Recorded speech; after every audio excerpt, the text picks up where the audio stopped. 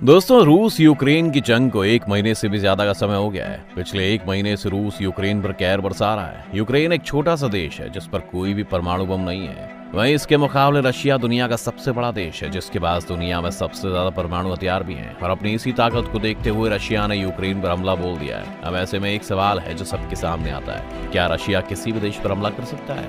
या फिर दुनिया में कुछ देश ऐसे भी हैं जिन पर हमला करना तो बहुत दूर, उनकी तरफ कोई आंख उठाकर भी नहीं देख सकता है? जी हाँ, हम आपको ऐसे ही कुछ देशों के बारे में अपनी इस वीडियो से बताने जा रहे हैं जिनकी तरफ रोज तो क्या, दुनिया का कोई भी देश इनसे जंग लड़ने के बारे में सोचेगा भी नहीं। चलिए शुरू करते हैं। किसी भी देश को उसकी सिर्फ फायर पावर ही ताकतवर नहीं बनाते, बल्कि उसके राजनीतिक रिश्ते, उसकी जियोग्राफिकल लोकेशन और आर्मी जैसे फैक्टर्स इसमें आते हैं। और आज हम इन्हीं सभी फैक्टर्स को देखते हुए ये देखते हैं कि वो कौन से देश हैं जिन्हें कोई हरा नहीं सकता है। फ्रांस इस देश की लिस्ट में 5वें नंबर पर आता है। फ्रांस का बजट दुनिया में 6वें नंबर पर आता है।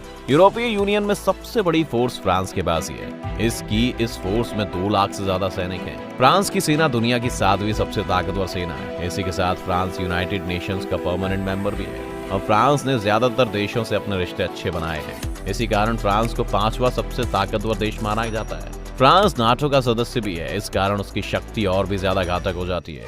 अगर बात की जाए फ्रांस की जियोग्राफिक कंडीशंस की, तो फ्रांस की नॉर्थ साइड में इंग्लिश चैनल है जहां पर फ्रांस की मजबूत नेवी हर वक्त तैनात रहती है। साथ ही फ्रांस की बाकी सीमाएं भी कई देशों से मिलती हैं। फ्रांस ने आधुनिक दौर में काफी तरक्की की है, खुद को मजबूत बनाया है। फ्रांस एक परमाणु शक्ति भी है। आज फ्रांस के पास कुल 290 परमाणु बम है, जिसमें से 280 एक्टिव हैं।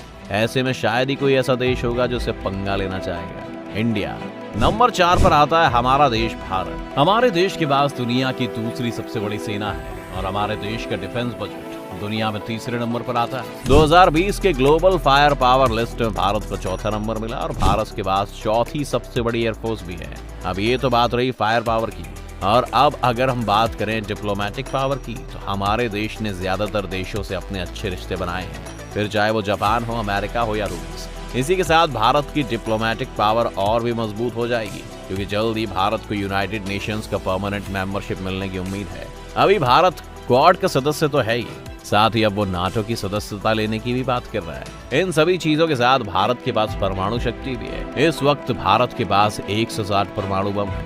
अब बात करते हैं भारत की जियोग्राफिकल कंडीशन की। भारत के नॉर्थ साइड में हिमालय पर्वत फैला हुआ है, जहाँ हमेशा भारी बर्फ जमी होती है, जिससे किसी भी देश की सेना हमारे देश की सीमाओं को आसानी से पार नहीं कर सकती। इसके अलावा हमारे देश के साइड में हिंद महासागर और वेस्ट में बंगाल की खाड़ी है, जहां हमारी मजबूत नेवी हर वक्त तैनात रहती है, जो आधुनिक हथियारों और पनडुब्बियों से लैस है और किसी भी देश के आसानी से छक्के छुड़ा सकती है। चाइना नंबर 3 पर आता है। चाइना के पास दुनिया की सबसे बड़ी सेना है और इसी के साथ चाइना के पास दुनिया की सबसे बड़ी महिला आर्मी भी मौजूद है। अगर डिफेंस के बजट की बात करें तो चीन का डिफेंस बजट दुनिया का दूसरा सबसे बड़ा डिफेंस बजट है। चाइना की नेवी भी दुनिया की दूसरी सबसे बड़ी सेना है। आज भले ही आप ये कह सकते हैं कि चीन के पास ज्यादातर हथियार दूसरे देशों की नकल हैं, पर फिर भी चीन ने सबसे ज्यादा तेजी से अपनी आर्मी का विकास किया है। 2020 के ग्लोबल फायर इंडेक्स में चीन को 3रा स्थान दिया गया है। इतना ही नहीं, चीन के पास 350 परमाणु हथियार भी हैं। वैसे तो चीन का कई देशों के साथ मतभेद है, लेकिन चीन का व्यापार और बड़ी इकोनॉमी चीन की ताकत को बांध रही है। इसी वजह से नाटो चीन के खिलाफ सक्रिय होता जा रहा है, लेकिन फिर भी कोई चीन से पंगा नहीं लेना चाहेगा। अब बात करते हैं चीन की जियोग्राफिक कंडीशन की। इसकी सीमाएं भारत, मंगोलिया, नेपाल से मिलती हुई है। यहाँ का क्षेत्रफल हमारे देश का 3 गुना है। इसी के साथ चाइना दुनिया के सबसे ज्यादा आबादी वाला देश है। अपनी आजादी की वजह से कमजोर नहीं बल्कि ताकतवर है। अगर कोई देश चाइना पर हमला करना चाहे तो यहाँ की आर्मी और डिफेंस सिस्टम इतना मजबूत है कि उस देश के वो छक्के छुड़ा सकता है। रशिया नंबर 2 पर आता है। रूस की आर्मी को दुनिया की सबसे ताकतवर आर्मी माना जाता है। पूरी दुनिया की सबसे बड़ी एयरफोर्स भी रूस के पास ही है। वहीं अगर रूस के डिफेंस बजट की बात करें तो रूस का डिफेंस बजट दुनिया का 4था सबसे बड़ा बजट है। रूस के पास दुनिया की 3री सबसे बड़ी नेवी है और साथ ही रूस दुनिया का दूसरा सबसे बड़ा हथियार सप्लाई करने वाला देश है। 1991 से पहले रूस सोवियत संघ का हिस्सा था, लेकिन अलग होने के बाद उसमें ताकत की कमी आ गई। रूस अभी यूक्रेन से जंग लड़ रहा है और उस जंग की वजह से उस पर दुनिया के बड़े बड़े देशों ने सैंक्शन लगा दिए थे। रूस भले ही यूनाइटेड नेशन का परमानेंट मेंबर हो, लेकिन उस पर लगे सैंक्शंस उसे और ज्यादा ताकतवर बनने से रोक रहे हैं। लेकिन फिर भी कोई देश उससे पंगा लेने की सोचेगा भी नहीं, क्योंकि फेडरेशन ऑफ अमेरिकन साइंटिस्ट की रिपोर्ट के मुताबिक रूस के पास दुनिया के सबसे ज्यादा परमाणु हथियार हैं, जिनकी संख्या 6500 है। रूस की जियोग्राफिक कंडीशंस भी उसकी सीमाओं की रक्षा करती है। दुनिया के कई सनकी राज्य जैसे नेपोलियन और हिटलर ने रूस पर कई बार कब्जा करने की कोशिश की, मगर वो कामयाब नहीं हुए, क्योंकि रूस के पास खास जियोग्राफी और क्षेत्रफल है। इसकी ज्यादातर जमीन पहाड़ों और घने जंगलों से घिरी हुई है। रूस के पास इतने परमाणु बम हैं कि अगर वो चाहे तो आधी दुनिया को चुटकियों में खत्म कर सकता है, इसलिए कोई भी देश उसे हरा नहीं सकता। यूएसए। अब नंबर 1 पर आता है United states of America.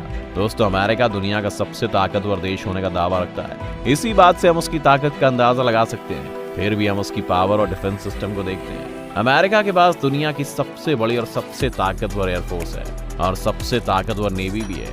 America की सेना सबसे ज्यादा आधुनिक हथियारों, हेलीकॉप्टर, लड़ाकू विमान, टैंक और पनडुब्बियों से लैस है।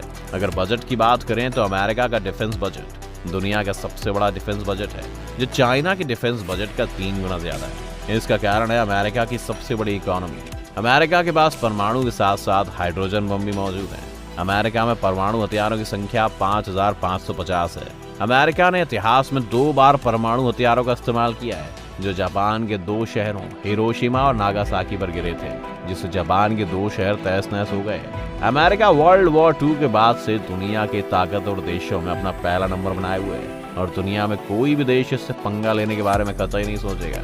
दोस्तों, ताकतवर बनने और खुद को ताकतवर साबित करने की होड़ में दुनिया 2 वर्ल्ड वॉर्स का सामना कर चुकी है और आज यूक्रेन और रूस का भी युद्ध चल रहा है और दुनिया फिर तीसरे वर्ल्ड वॉर के मुहाने पर खड़ी है, जिसमें टर्की अब इन दोनों में मध्यस्थता करा रहा है। आपको क्या लगता है, टर्की इस जंग को खत्म करवा पाएगा?